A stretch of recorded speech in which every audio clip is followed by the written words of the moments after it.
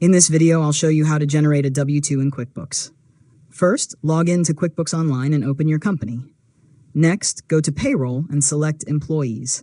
Now, look for the Tax Documents or W-2 Forms section. After that, choose the tax year you need and select the employee or employees whose W-2 forms you want to generate. QuickBooks will use the payroll information already recorded in your account to prepare the forms. Next, review the employee information, including their name, address, social security number, wages, and tax withholdings. Make sure everything is accurate before continuing. After that, choose the option to preview, print, or download the W-2 forms, depending on the options available in your QuickBooks payroll plan. Now, review the completed W-2 carefully and make sure the amounts match your payroll records. If you find an error, correct the underlying payroll information before generating the final form.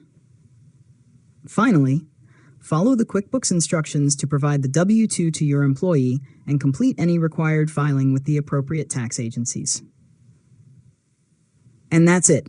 You've successfully learned how to generate a W-2 in QuickBooks. If you found this tutorial helpful, make sure to subscribe to Learn Mode Lab for more tutorials.